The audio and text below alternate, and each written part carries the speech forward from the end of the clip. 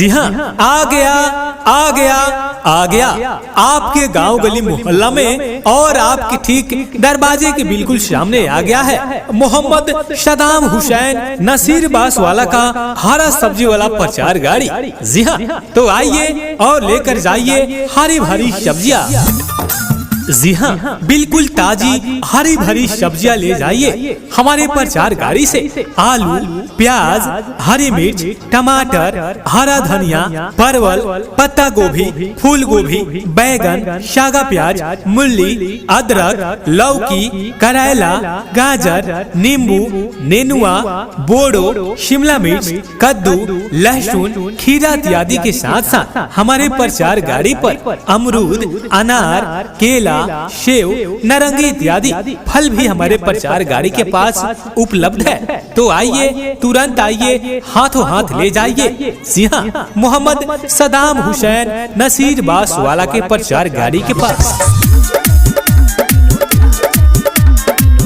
ओ भैया, ओ चाचा, ओ चाची, ओ दादा, ओ दादी, देखिए आपके दरवाजे के सामने आ गया है मार्केट से बिल्कुल कम, बिल्कुल किफायती दामों में। अब आपके ही बिल्कुल दरवाजे के सामने आ गया है मोहम्मद सदाम हुसैन नसीर बास वाला का हरा भरा सब्जी वाला प्रचार गाड़ी।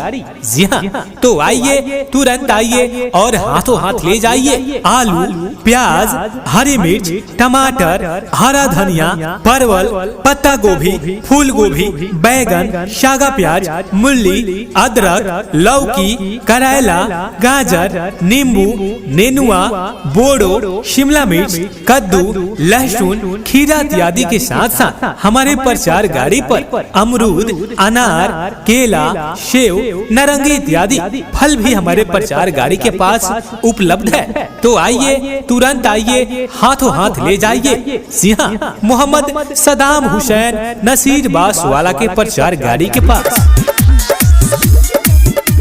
जी हाँ, अब आपको कहीं दूर यानी मार्केट जाने की कोई आवश्यकता नहीं है। जी हाँ, अब आपके दरवाजे के सामने ही आ गया है मोहम्मद सदाम हुसैन नसीर बास वाला का हरा भरा सब्जी वाला प्रचार गाड़ी।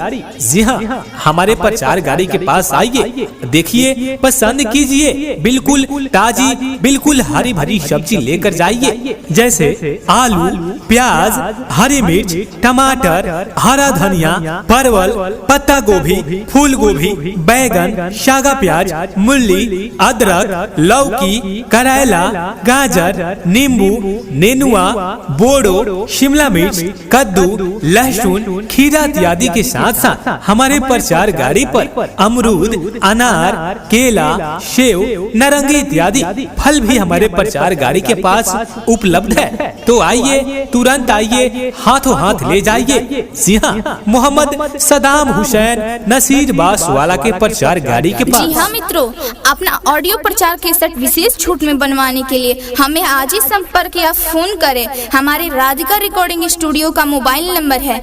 9507372381। जी हाँ, आ गया आ गया आ गया आपके गांव गली मोहल्ला में और आपके ठीक दरवाजे के बिल्कुल सामने आ गया है मोहम्मद सदाम हुसैन नसीर बास वाला का हरा सब्जी वाला प्रचार गाड़ी।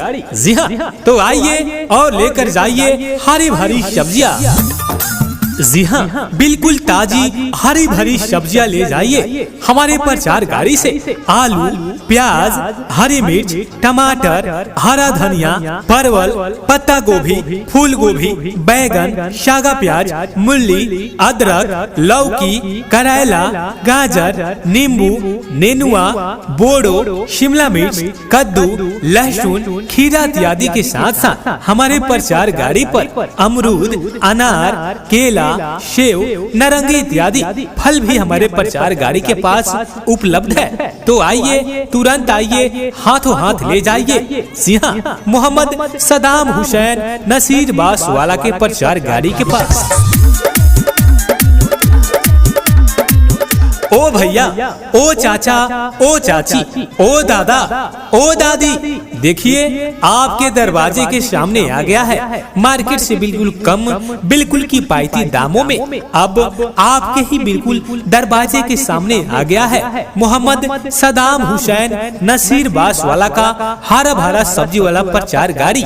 जी हाँ, तो आइए, तुरंत आइए और हाथों हाथ ले जाइए आलू, प्याज, हरी मिर्च, टमाटर, हरा धनिया, परवल, पत्ता गोभी, फूल गोभी, बैगन, शागा प्याज, मूली, अदरक, लौकी, करेला, गाजर, नींबू, नेनुआ, बोड़ो, शिमला मिर्च, कद्दू, लहसुन, खीरा इत्यादि के साथ साथ हमारे प्रचार गाड़ी पर अमरूद, अनार, केला, सेव, नारंगी इत्यादि फल भी हमारे प्रचार गाड़ी के पास उपलब्ध है। तो आइए, तुरंत आइए, हाथों हाथ ले जाइए। जी हाँ, मोहम्मद सदाम हुसैन नसीर बासवाला के प्रचार गाड़ी के पास।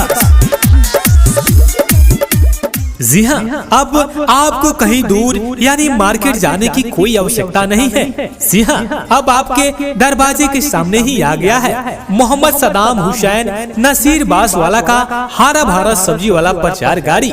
जी हाँ, हमारे प्रचार गाड़ी के पास आइए, देखिए, पसंद कीजिए, बिल्कुल ताजी, बिल्कुल हरी भरी सब्जी लेकर जाइए, जैसे आलू, प्याज, हरी मिर्च, टमाटर, हरा धनिया, परवल, पत्ता गोभी, फूल गोभी, बैगन, शागा प्याज, मूली, अदरक, लौकी, करेला, गाजर, नींबू, नेनुआ, बोड़ो, शिमला मिर्च, कद्दू, लहसुन, खीरा इत्यादि के साथ साथ हमारे प्रचार गाड़ी पर अमरूद, अनार, केला, सेव, नारंगी इत्यादि फल भी हमारे प्रचार गाड़ी के पास उपलब्ध है। तो आइए, तुरंत आइए, हाथों हाथ ले जाइए। जी हाँ, मोहम्मद सदाम हुसैन नसीर बासवाला के प्रचार गाड़ी के पास। जी हाँ मित्रों, अपना ऑडियो प्रचार केसेट विशेष छूट में बनवाने के लिए हमें आज ही संपर्क या फोन करें। हमारे राधिका रिकॉर्डिंग स्टूडियो का मोबाइल नंबर है